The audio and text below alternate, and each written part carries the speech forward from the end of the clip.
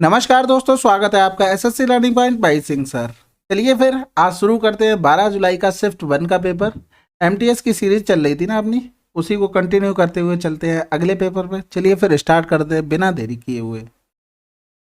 कह रहा है अल्कोहल और जल के 80 लीटर मिश्रण में 60% अल्कोहल, यदि इस मिश्रण में x लीटर जल मिलाया जाता है तो नए बने मिश्रण में अल्कोहल का प्रतिशत 40% हो जाता है। x का मान बताना है। देखो 80 लीटर में 60% अल्कोहल था, फिर जो x लीटर पानी मिलाया गया है उसमें अल्कोहल कितना होगा, 0% होगा। ऑल ओवर टोटल कितना बनाना है, 40% होगा। इनका देखो डिफरेंस कितना हो गया, 40। इनका डिफरेंस कितना हो गया, 20। तो यहाँ से देखो 20 एकम 20, 20 दूनी 40। तो ये हो गया 2:1 में। इसकी वैल्यू कितनी थी, 80 थी। कितना गुना हो रहा है, 40 गुना हो रहा है। इसका 40 गुना कितना होगा, 40 लीटर।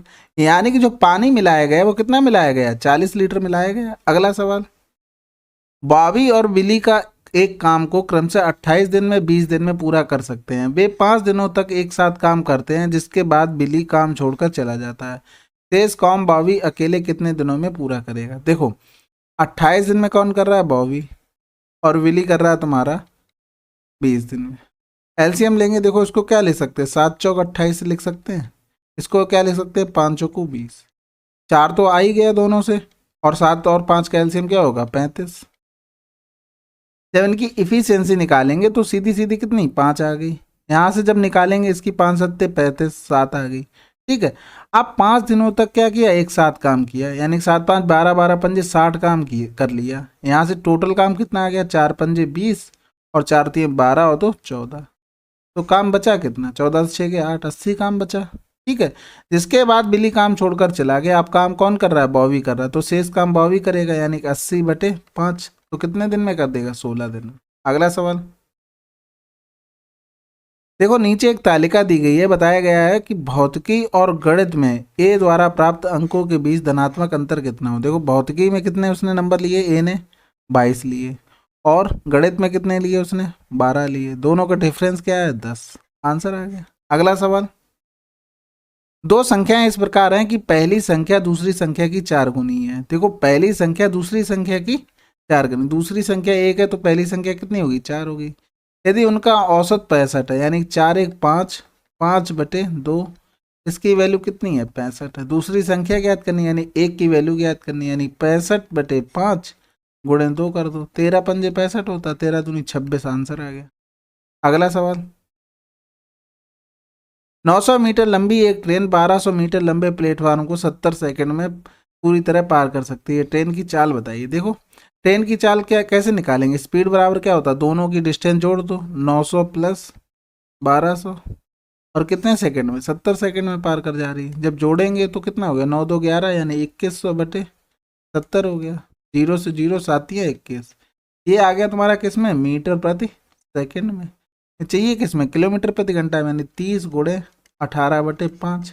5 छक्का 30 होता, 18 छक्का 108 होता किलोमीटर प्रति घंटा। अगला सवाल, एक ट्रेन पहले 2 घंटों तक 35 किलोमीटर प्रति घंटा की चाल से चलती है और अगले 4 घंटों तक 50 किलोमीटर प्रति घंटा की चाल से चलती है।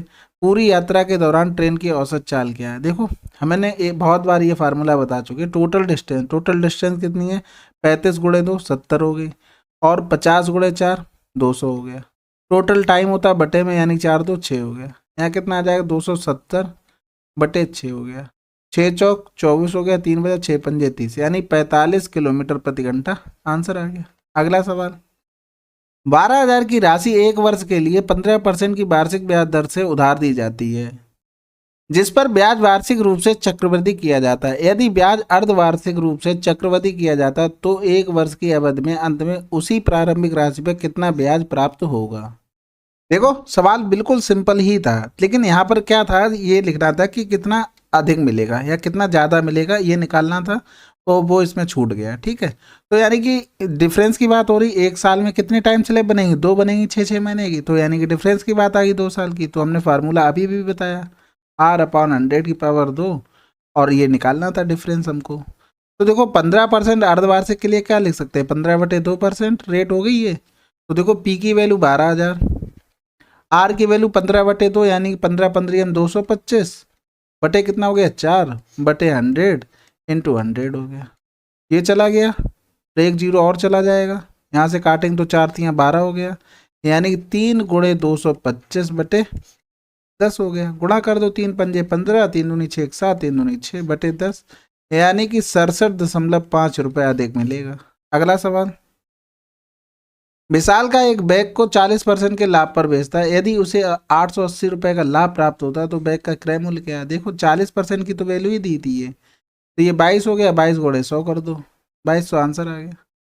कैसे हुआ, जैसे मान लो 100 मान लिया क्रय मूल्य, 40% लाभ पर बेचता तो 140 रुपये मिलता, यानी कि यहाँ से प्रॉफिट कितना हो रहा है 40, इसी की वैल्यू दी थी 880, हमने निकाली 100 की वैल्यू, कितनी आ गई 2200 रुपये। अगला सवाल, C4 और C6 के बसों के प्रतिशत शेयरों में कितना अंतर है। देखो C4 कहाँ पर है, C4 नहीं मिल रहा भाई, 48 है, और C6 कहाँ पर है, ये 18 है। 48 डिग्री और माइनस का 18 डिग्री कितना हो गया 0, 4 से क्या 3, यानी कि ये आ गया 30 डिग्री, यही हमको निकालना है परसेंटेज में, यानी कि 30 डिग्री बटे 360 × 100 हो गया। 0 से 0 चला गया, 3 × 1 = 3, 3×2 = 6, यानी 4×3 = 12 हो गया, ये 25 हो गया, यानी 25/3 को क्या लिख सकते हैं 3×8 = 24, बचा कितना 1, 3 × 9, 3 × 9। अगला सवाल, दो वस्तुओं का विक्रय मूल्य समान है, यदि पहली वस्तु को 20% के लाभ पर बेचा जाता है और दूसरी वस्तु को 20% की हानि पर बेचा जाता है तो कुल हानि प्रतिशत कितना होगा। देखो सिंपल था, तो 20 माइनस का 20 प्लस माइनस -20 × 20/100, ये फार्मूला तो सबको ही पता होगा, तो 4% की हानि आ गई। अगर बेसिक से करना चाहते देखो कैसे करते, जैसे 20% का लाभ हो रहा है, यानी कि 20% का मतलब होता है 1/5, यानी कि अगर 5 तुम्हारा CP है, 1 रुपये का प्रॉफिट हो रहा तो SP कितना हो गया 6 रुपये हो गया। ठीक है, दूसरी कंडीशन में 20% की हानि हो रही है, यानी कि 1/5, 5 रुपये का CP है, 1 रुपये का लॉस हो रहा है, तो SP कितना हो गया तुम्हारा 4 रुपये हो गया। CP दोनों बराबर है, इसमें 3 का गुणा कर दो, इसमें 2 का गुणा कर दो, तो यहाँ पर SP हो गया 6×2 = 12, इसमें 2 का गुणा करेंगे तो 5×2 = 10 हो गया CP। तो पर यहाँ पर प्रॉफिट कितना हुआ 2 रुपये का, यहाँ SP तुम्हारा 12 हो गया, तो तुम्हारा CP कितना हो जाएगा 5×3 = 15, यहाँ लॉस कितना हो रहा 3 का, यानी कि 2 का प्रॉफिट हो रहा 3 का लॉस हो रहा, पूरे में हो क्या रहा 1 रुपये का लॉस हो रहा, 1 रुपये के लॉस, टोटल CP कितना हो गया 15, 10, 25 थोड़े 100 कर दो, यानी 4% का लॉस हो रहा। अगला सवाल, देखो एक वार चार्ट दिया गया है, इसमें पूछा गया सभी 5 वर्षों के कुल निर्यात आंकड़ों और सभी 5 वर्षों के कुल आयात आंकड़ों में धनात्मक अंतर बताना। देखो हमें आयात और निर्यात का अंतर बताना है, तो हम अलग अलग क्यों करें, हम यहीं से स्टार्ट करके डायरेक्ट जोड़ लेते हैं। देखो इसमें डिफरेंस 0 बचा, 8 से 6 गया 2, 120 का आ गया। इसमें डिफरेंस 0, 7 से 4 गया 3, 6 से 3 गया 3 हो गया। इसमें डिफरेंस कितना हो गया 0, 3 से 1 गया 2 बचा, और 6 से 5 गया 1 बचा। इसमें डिफरेंस कितना हो गया 0 बचा, 11 से 3 गया 8 बचा। इसमें डिफरेंस 10 का है, जोड़ दो सबको, 100, 300, 400, 500, 500 ये हो गया। इधर जोड़े 20, 30, 20, 50, 20, 70, 70 और 8 यानी 160 और जोड़ दो, तो कितना आ गया 660। अगला सवाल, ईशिता एक अखबार n मिनट में पढ़ सकती है, वह 7 मिनट में अखबार का कितना भाग पढ़ सकती है जहां n > 7 है। देखो अगर जैसे दिमाग अच्छा है तो 7/n लगा के निकल जाओगे, नहीं अच्छा तो देखो n मिनट में एक अखबार पढ़ सकती है, 7 मिनट में वो अखबार 7/n पढ़ पाएगी।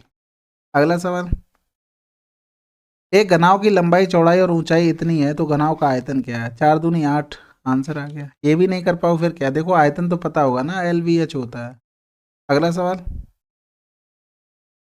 900 कर्मचारी वाले एक कार्यालय में किसी विशेष दिन 10% महिला कर्मचारी को छोड़कर सभी कर्मचारी मौजूद थे। अगले दिन 8% पुरुष कर्मचारी को छोड़कर सभी कर्मचारी मौजूद थे। इन दोनों दिनों में प्रत्येक में से उपस्थित कर्मचारी की संख्या समान थी। इस कार्यालय में पुरुष कर्मचारियों की कुल संख्या कितनी है। देखो सिंपल सा सवाल था, बिल्कुल दिमाग लगाना था। देखिए एक तरफ पुरुष और महिलाएं थी, महिलाओं में 10% एब्सेंट थे, कितने आए थे 90% लोग आए थे। दूसरे दिन क्या हुआ कि पुरुष थी और महिलाएं थी, पुरुष में एब्सेंट हो गए 8% लोग, कितने बचे 92%।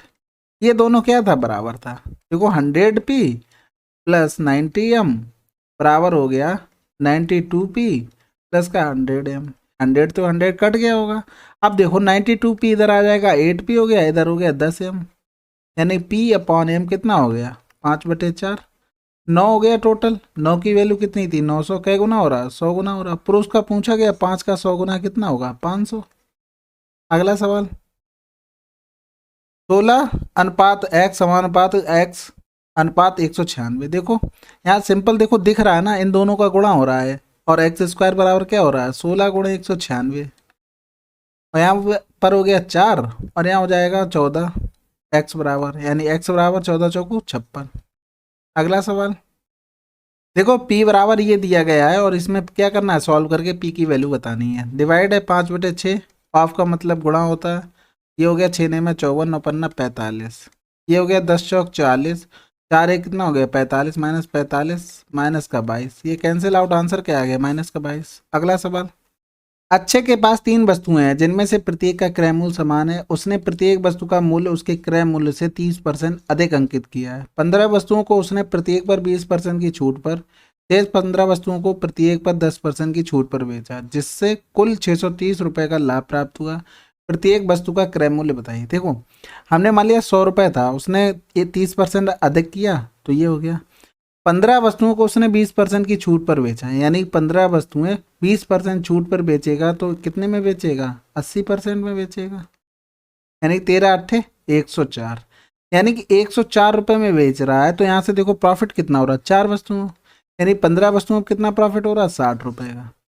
इसी तरीके से दूसरी वस्तु को उसने 10% की छूट पर बेचा, यानी 90, 13 ने में 117। तो यहाँ देखो यहाँ प्रॉफिट कितना हो रहा है 17 रुपये का हो रहा है। 15 वस्तुओं पर कितने होगा, गुणाई करने की कोई ज़रूरत नहीं ना यहाँ पर। अब टोटल प्रॉफिट कितना हो रहा है इन दोनों में, जोड़ दो, 15 कॉमन लिया, 17 और 4 21 हो गया। इसी की वैल्यू कितनी थी 630। हमें निकालना क्या था 100 की वैल्यू निकालनी थी। यहाँ से देखो 15 चौको 60, 15 दूनी 30, 21 दूनी 42, 2 गुना हो रहा, आंसर क्या आ गया 200 रुपये। अगला सवाल यदि 1000 को इतने अनुपात में 3 भागों में विभाजित किया जाता है, सबसे छोटे भाग का मान क्या होता है। शर्म से डूब मरना अगर नहीं कर पा रहे हो। 5 3 8 2 10, 10 गुना हो रहा है 100, यानी 200 आंसर हो गया। अगला सवाल एक शंकु का आयतन है 27,720 सेंटीमीटर क्यूब। यदि शंकु की ऊंचाई इतनी है, आधार का क्षेत्रफल क्या होगा। देखो शंकु का आयतन क्या होता है 1/3 पाई r स्क्वायर h बराबर 27,720। अब पूरा सॉल्व मत करना, आर निकालो फिर आधार का क्षेत्रफल। भैया आधार का क्षेत्रफल ये लिखा हुआ है क्योंकि सर्किल होता है, सर्किल का एरिया क्या होता है पाई r स्क्वायर एच। तो देखो 1/3 पाई r स्क्वायर हमें निकालना था, h की वैल्यू 20 थी, तो 27,720, 0 से 0 चला गया, 2 से काट दो, 2 एकम 2 हो गया, 2 3 6 हो गया, 2 अट्ठे 16, 2 छक्के 12, 3 से गुणा करो, जैसे ही 3 छक 18 किया आंसर तो मिल गया ना 4158। और कुछ चाहिए क्या, और कुछ नहीं चाहिए भैया, हमको आंसर ही चाहिए। चलो फिर अगला सवाल सॉल्व करते हैं। यदि एक शहर की वर्तमान जनसंख्या इतनी है और जनसंख्या में प्रतिवर्ष 10% की वृद्धि हो रही है, 3 वर्ष के बाद जनसंख्या क्या होगी। देखो 10% को क्या ले सकते हैं 10/100, यानी 1/10, यानी 10 की चीज़ 11 हो रही। 3 साल की बात करा तो 1000 से 1331 हो जाएगी। तो देखो इसकी वैल्यू कितनी थी 12,000, कितने गुना हो रहा है 12 गुना हो रहा है। इसका भी 12 गुना कर दें, 12 एकम 12 और 12 3 36, 1 37 हो गया। जैसे ही 37 मिला हमारा आंसर भी मिल गया, कोई दिक्कत वाली बात ही नहीं। देखो ऑप्शन का सारा लेना ही पड़ेगा, सारा नहीं लोगे तो क्या बर्बाद होने के लिए आए हैं क्या।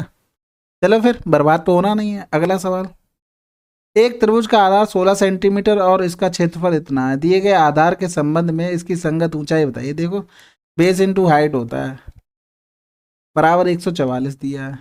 यहाँ देखो क्या दिया आधार 20 दिया है, सॉरी 16 दिया है, 2 अट्ठे 16 हो गया, यहाँ से काट दो, 8 8 एकम 8, 8 8 64, यानी h बराबर 18 सेंटीमीटर। अगला सवाल देखो सरल करके इसका आंसर बताना है, बिल्कुल सिंपल सवाल है ना, देखने में तो लग रहा होगा। देखो 5 3 15 हो गया, फिर ये 15 नीचे रहा होगा, यानी 3 दूनी 6 हुआ होगा, 4 3 12, यानी 2 माइनस 12 कितना आ गया माइनस का 10। यहाँ सॉल्व करेंगे देखो 7/14 होगा, यानी 7 दूनी 14 हो गया, 2 चौकू 8 हो गया, यानी कि 4 माइनस का 10, यानी कि माइनस का 6 आंसर आ गया। अगला सवाल 480 मीटर लंबी एक ट्रेन एक खंबे को पार करने में 16 सेकंड का समय लेती है। 900 मीटर लंबे प्लेटफार्म को पार करने में उसे कितना समय लेगा। देखो 480 लंबी ट्रेन पार कर रही है 16 सेकंड में। अब उसे 900 मीटर और 480 खुद की, यानी 900 प्लस 480, 0, 8, 8, 9, 4, 13, इतनी दूरी कवर करनी है, यानी 1380 की वैल्यू हमें निकालनी थी, यानी 1600 बटे 480 गुणे 13, 8, 0, 16×3 = 48 हो गया। ये जीरो से जीरो कट गया, यहाँ से 3×4 = 12 हो गया, 3×6 = 18, 46 सेकेंड आंसर आ गया। अगला सवाल। ओहो, ये देखो 12 जुलाई का हमने कंप्लीट कर लिया भाई, बधाई हो। आप लोग पेशेंस रखिए, कहीं ये करवा दो कहीं वो करवा दो, एक दिन में 3 शिफ्ट करवा दो, भैया अगले आदमी की मजबूरी समझो। वो भी कहीं ना कहीं से तो कमाएगा, खाएगा, कुछ तो कर रहा होगा। ऐसा तो नहीं है ठलुआ बैठ के वीडियो ही बना रहा है, और वीडियो से भी पता है क्या हो रहा है। ठीक है, तो पेशेंस बनाए रखो, सब कुछ मिलेगा, लेकिन टाइम लगेगा। ऐसा नहीं है मैं करवा दूंगा कंप्लीट, बाकी और भी चैनल करवा रहे, वहाँ देख लो जाके। जो जहाँ करवा रहा वहाँ देख सकता है, मुझे कोई फ़र्क नहीं पड़ता है। मेरा रीज़न है कि मैं अपना वर्क कर रहा हूँ, जो मुझे अच्छा लगता है, मुझे पढ़ाना पसंद है, इसलिए पढ़ा रहा हूँ। बाकी तो भगवान की कृपा से मैं कमा रहा हूँ, मैंने मेहनत की थी तो उसका कुछ फल मुझे मिला हुआ है, तो फिर उसको कोई प्रॉब्लम नहीं है उस चीज़ की। ठीक है, तो आप लोगों को जो ठीक लगता है करिए, आप प्रेशर ना बनाइए कि ये करवा दो वो करवा दो या फलाना ढिमका, नहीं नहीं। ठीक है, आराम से पढ़ाएंगे। देखो मैं पेपर खुद सॉल्व करके करवाता हूँ, रीज़न क्या है, बाई चांस अगर ये मान लो कि मैंने तुमको करवाया, एट द टाइम मुझे उसका कोई प्रोसेस अच्छा समझ में नहीं आया, मैं तो कुछ भी बता के करवा दूंगा, क्योंकि क्या है, मुझे तो सॉल्व कराना है, आप कुछ बोल भी नहीं पाओ। मैं कोशिश करता हूँ मैं पढूं और खुद से सवाल सॉल्व करूँ, उसका बेस्ट सोल्यूशन क्या हो सकता है वो बताऊँ। ठीक है, ऐसे क्या होता है एट द टाइम एकदम चीज़ें याद नहीं आती हैं। ठीक है, तो ये चीज़ समझो यार। हाँ, कोशिश करता हूँ मैं कि आपको अच्छा कंटेंट दे सकूँ, उसको मैं सॉल्व करता हूँ, उसके बाद देखता हूँ कि क्या बेस्ट सोल्यूशन हो सकता है, वो आपको प्रोवाइड करता हूँ। आप लोगों को ये लगता होगा मैं आया वीडियो चालू किया ये शुरू हो गया, नहीं। मैं फिर से खुद से करता हूँ, चाहे एमटीएस का हो, चाहे जीडी का कराऊंगा, चाहे किसी का भी हो। ठीक है, तो ये मत सोचो, क्योंकि अगर जो टाइम पे कराता ना, जैसे आया पेपर और तुरंत सॉल्व कराने लगा, वो आपको एग्जैक्ट नहीं बता सकेगा, वो केवल सोल्यूशन कराएगा। भैया एकदम दिमाग में नहीं आती हर चीज़ें, खुद से प्रैक्टिस करनी पड़ती। चलिए फिर मिलते हैं अगले वीडियो में, जब तक के लिए जय हिंद जय भारत।